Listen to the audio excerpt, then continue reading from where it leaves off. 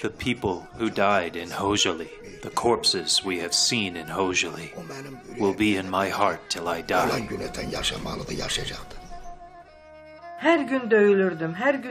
They beat and tortured me every day. Every day. The beating was so harsh that I was unable to stand. I wish I would have died in the forest rather than be captured by them. On the night from February 25th to 26th, 1992, Armenian troops attacked the town of Khojaly in the Nagorno-Karabakh region of Azerbaijan. 613 Azerbaijani civilians were killed, including over 250 children, women, and the elderly. The Human Rights Watch condemned the mass killing and called it the largest massacre in the conflict between Armenia and Azerbaijan. Nestled in the mountainous region of Azerbaijan known as Karabakh, Khojaly is remembered by those who lived there as a town with tree-lined streets, a dense forest, and hillsides that echoed the happiness of those who lived beside them. It was a place where Armenians and Azerbaijanis farmed and raised their children, side by side, in peace for centuries. I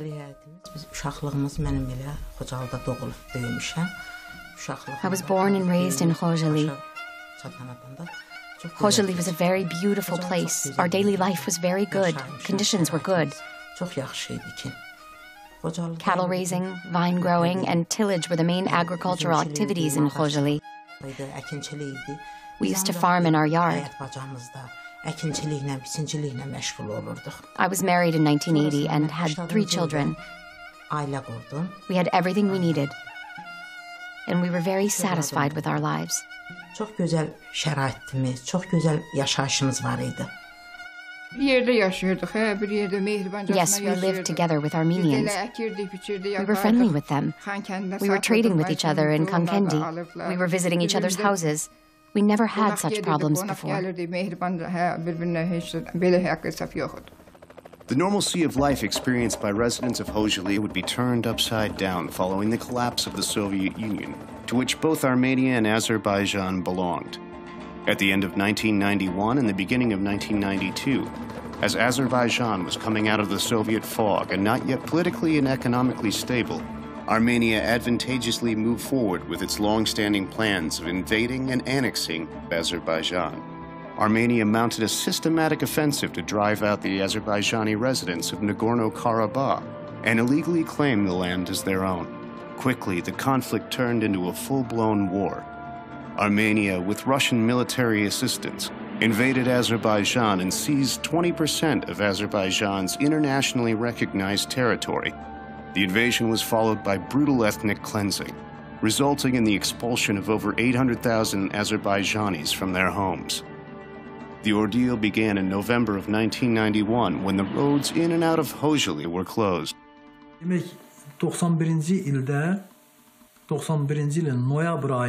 On November 1st, 1991, the road from Khojaly to Askeron was completely closed. Thus, all the highways in Khojaly were closed.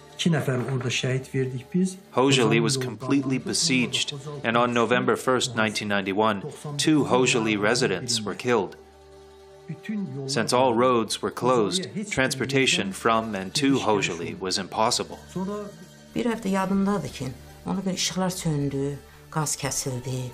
Pekarnımız var idi, Xocalının pekarnısı var idi. İşıq gəlmirdi, qaz yox idi. Onu xamırı teyləyirdilər, qarışdırırdılar, evlərə xamır paylayırdılar. Həmən günü, o 25-nin günü bugünkü kimi gözümün qabağındadır. Pekarnında xamırı yox oldular. Hər evə biraz xamır. Həmən axşamı gətirdi, yolunu pişirdik. Həmən axşam hadisə düşdü. Çörək pişirib töymüşəm evə. When the bombardment began late on the night of February 25th, 1992, Azerbaijanis who'd been left behind in Khojaly after a year of being surrounded were hiding in basements to escape the attack. And when the conflict started, I didn't understand what's going on actually, because I was 7, 8 years old kid. I was just trying to understand. First, I was kind of happy that I'm not gonna go to school because the kids they love to run away from classes.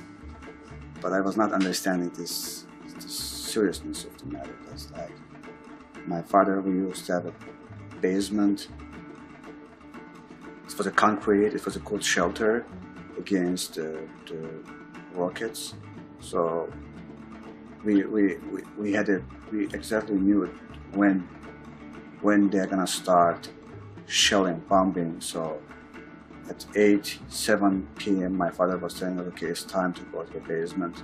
Because now they're gonna start bombing. And we actually had like food, blankets, pillows, other necessary things to survive in the basement. In short, we fled and found a shelter in a basement again. Then we saw that they had already entered the town. The Armenians burned the town haystacks and were approaching by putting fire on houses one by one. Those who managed to survive the night made the fateful decision to leave around 3 a.m., when in a hurried panic, the residents of Khojaly began fleeing in small groups without proper clothing, some with only what they'd been wearing at night. They escaped into the dark and cold February night. We were 500 people in the group.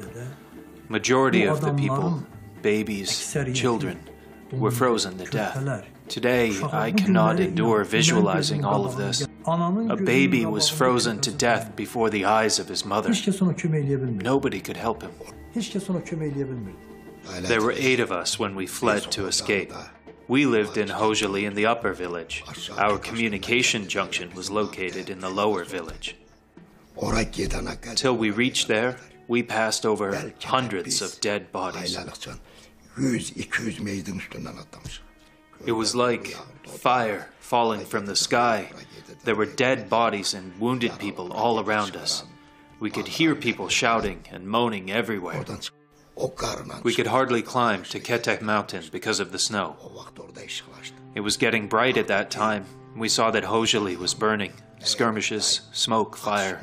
We could see it from there. They, Armenians, fired at us with artillery while we were trying to escape through the forest. Some were killed at that moment. Then we climbed the hills with the survivors. We stayed 9 nights in the frosty forest. Our hands and feet were frozen. We were left without water in the forest, and everyone was starving.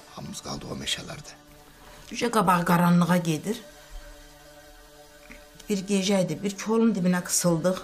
Odun yox, ocaq yox, hiçbir şey yoxdur ki, nəsə bir ocaq qalır, bir uşaqları qızdırasan. Baxdım, gördüm ki, mən də ortancıl uşağım, qızım. 85-ci təvəllüd, sevincim. Gördüm ki, nüce o da donur. O da donur. Onu aldım kucağıma, ne kadar xeyri yox. Bağrıma bastım ki, onu qızdıram. Gördüm, yox, uşaq öyle donur. Gözümün qabağında, hesabdakı, o uşaq mənim gözümün qabağında dondu, qaldı. Onu da yine üstünü aynı önden örtdük ki, hiç olmasan ki, qurt quş bunlara değmez. Ondan sonra səhər saçıldı, biz yolumuza davam elədik. Gördük ki, yox, taqətlərimiz tutulub, gələ bilmirik. Balanın gözünün qabağını ölür. Ana ha çabalayır, çırpınır ki, balasını kömək eləsin, eləyə bilmirik.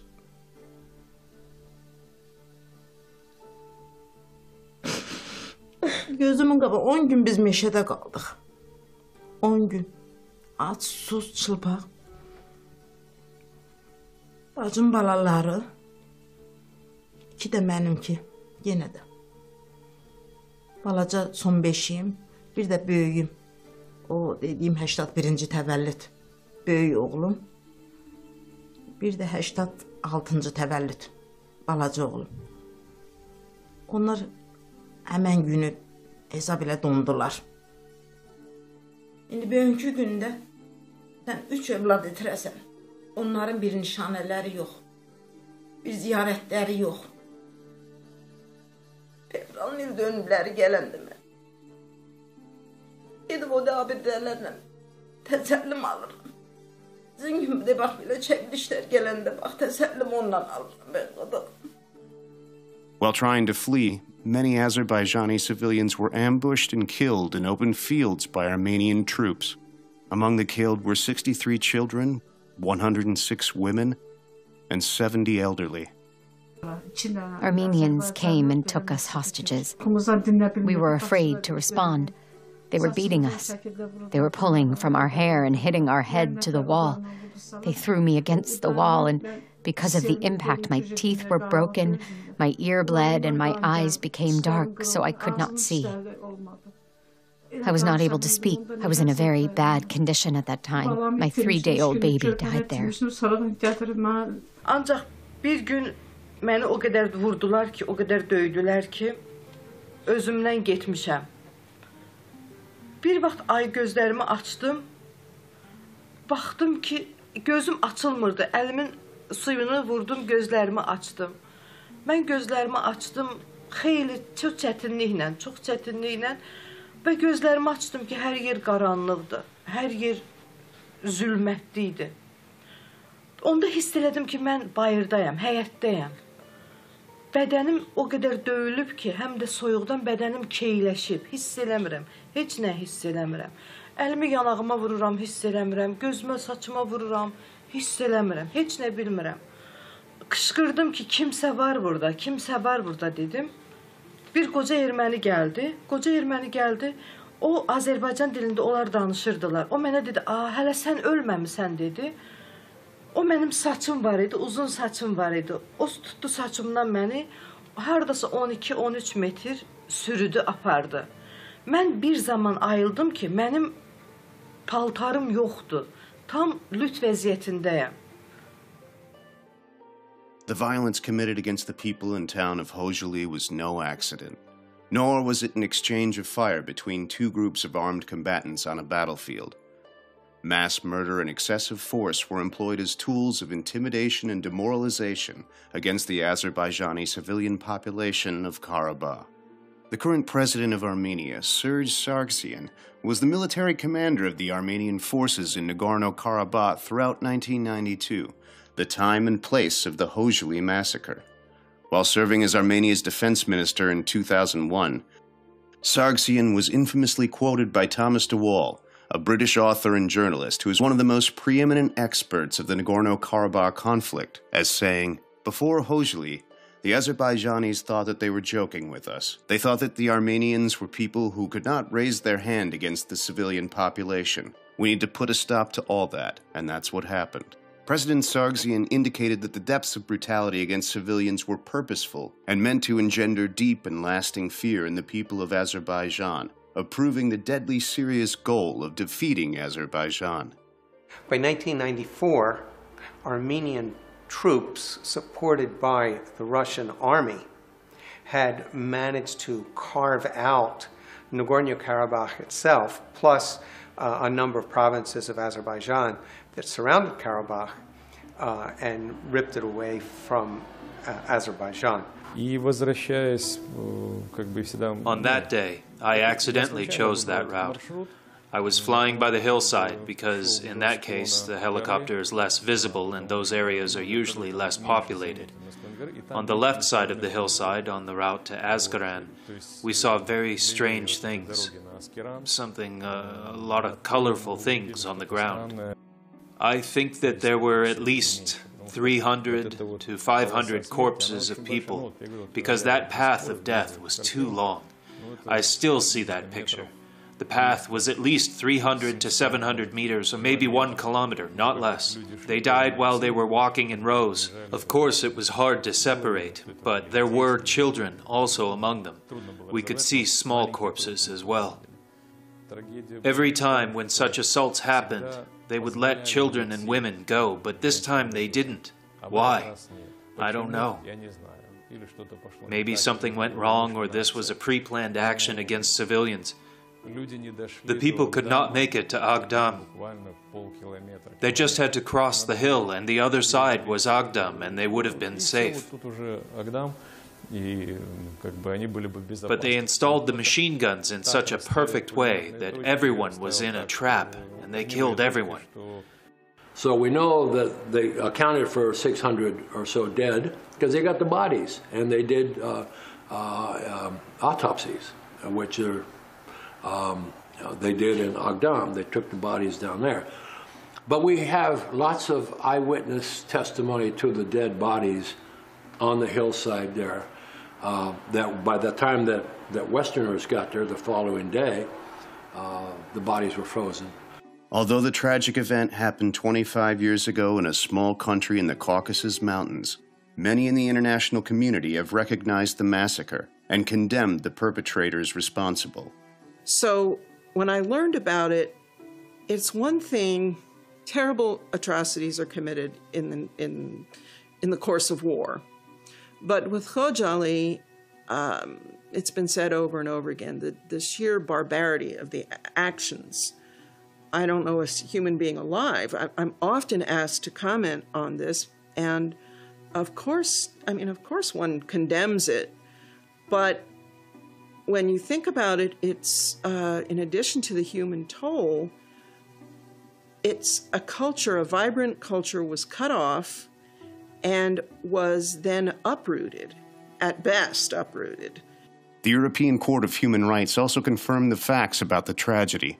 In its ruling of April 22, 2010, the court said, "It appears that the reports available from independent sources indicate that at the time of the capture of Khojaly, on the night of 25 to 26 February 1992, hundreds of civilians of Azerbaijani ethnic origin were reportedly killed, wounded, or taken hostage during their attempt to flee the captured town by Armenian fighters attacking the town, who were reportedly assisted by the 366th Motorized Rifle Regiment." Ryan Zinke, a representative from Montana, was the first U.S. congressman to speak on the Khojaly massacre on the floor of Congress. Mr. Speaker, I rise to remember the 23rd anniversary of the Khojaly tragedy, which took place on February 25th and 26th of 1992. On this evening, 23 years ago, it was the site of a cowardly massacre of 613 unarmed Azerbaijan citizens, which included 106 women, 63 children, and 70 elderly. Despite the attempts to minimize this tragedy, I stand in memory with the Azerbaijan caucus to remember the loss.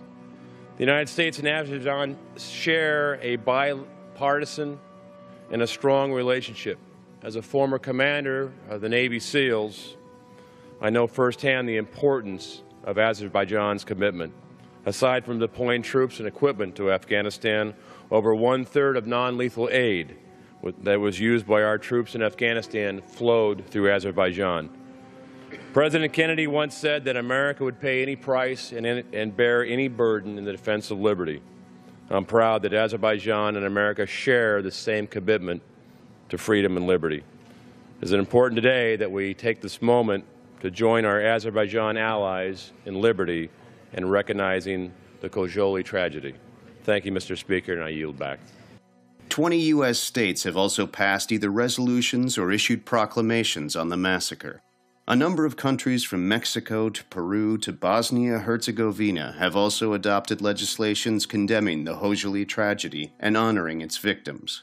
The Justice for Khojaly campaign, led by Leila Aliyeva, has been active in informing the international community about the Khojaly tragedy since 2008 through a variety of events and publications. It's like many countries around the world, and there are many.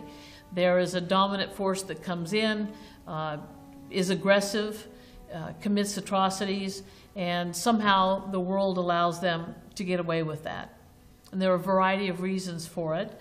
I think that Azerbaijan is one of those countries that has had, in this case, of course, land taken from it. People were murdered and in the streets and mutilated, and histories were destroyed, and the world watched.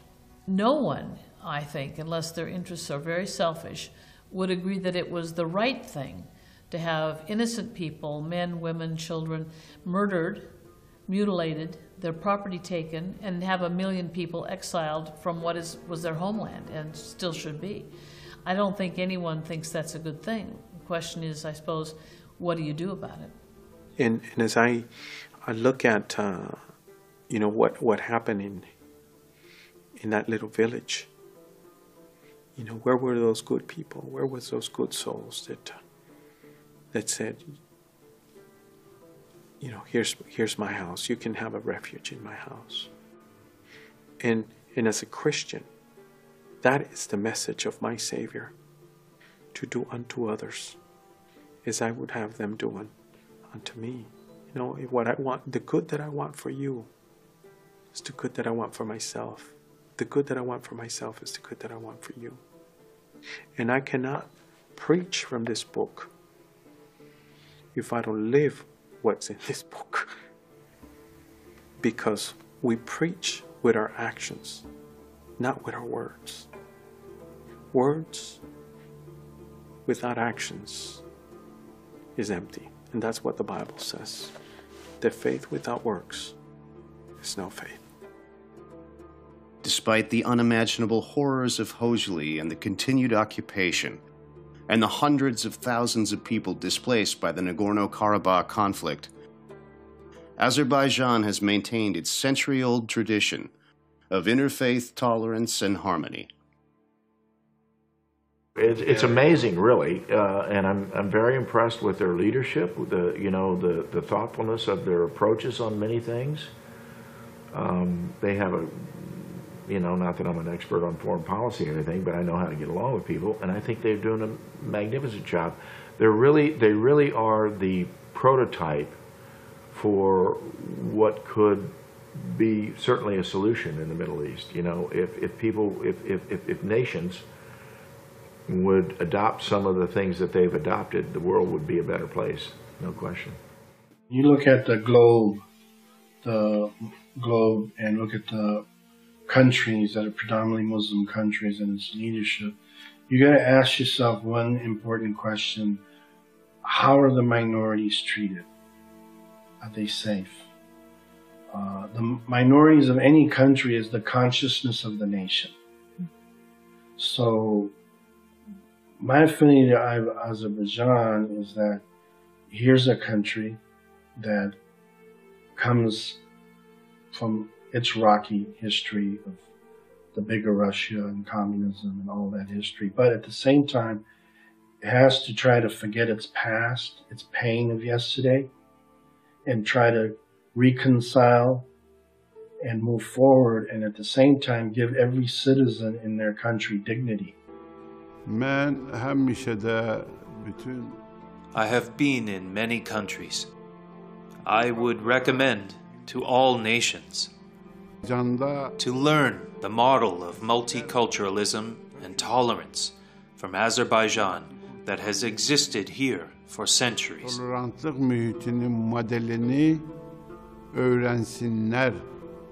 Многонациональность – это богатство Азербайджана. The multiculturalism is a wealth of Azerbaijan. Neither oil, nor agriculture, nor other economic issues can raise Azerbaijan, if not its multiculturalism. Смешение культур, смешение кровей. The mixture of culture, blood, and religion shows the enormous potential Azerbaijan has for development. Заложенный нескончаемый ресурс для развития. It says a lot about a society and a government that allows people to basically, members of minority religious faiths, to function.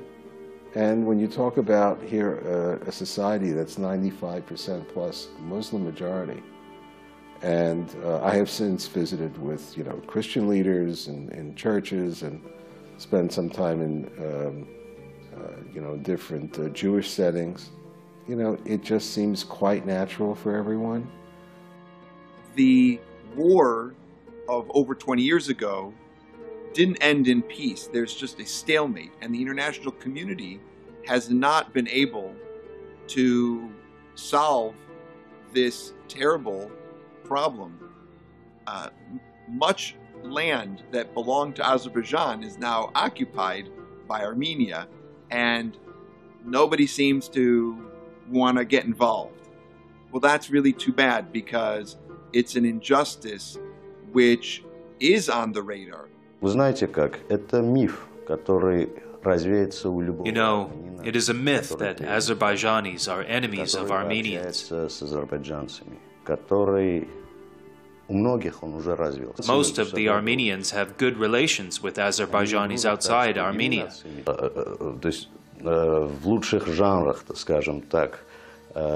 Because we had no real reason to quarrel with each other. The real story is being hidden in Armenia. What is being told is that this conflict is about liberation of Nagorno-Karabakh. И армяне со всего мира бросились спасать, и это освобожденные территории. Вообще это имя не называть. The Armenian government does its best not even to mention the name Khojaly. It is a big stain on the conscience of the Armenian people. На совести армянского народа. Both Azerbaijani and Armenian people need the perpetrators of this tragedy to be prosecuted in the Hague Tribunal. You can hit a man or hurt him and say sorry. That's normal, and you may be forgiven. But you cannot do something like that, Khojaly massacre, and then be forgiven. It is unforgivable. For this kind of crime, one must be prosecuted.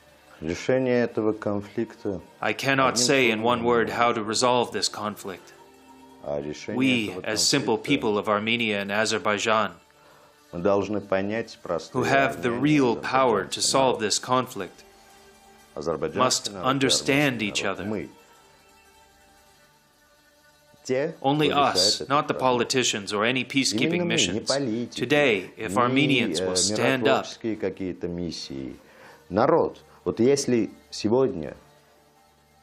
and state that we don't want Nagorno-Karabakh, and we want peace with Azerbaijan, and the same thing is done in Azerbaijan, then everything can change. Right now, nobody can bring me my childhood back. Nobody. My childhood is lost. It's gone. My younger age class just gone, lost. So nobody is gonna. No, it's impossible to recompensate materially or spiritually what we have lived through in the past. But right now, all those people we lost in the war, we even lost their graves. We can't even go and lay flower or red on their graves. Right now, the biggest console we will have is to return to our homeland, Khojaly, which is still under occupation since 1992. So my message will be that I don't want to live as a refugee till end of my life. I don't want to bear this name. So I want just to return to the city I was born 34 years ago, and I want to live in Khojaly. I wish no child in the world would ever see war. I do not wish war on any country in the world. I wish all the war in the world would be over.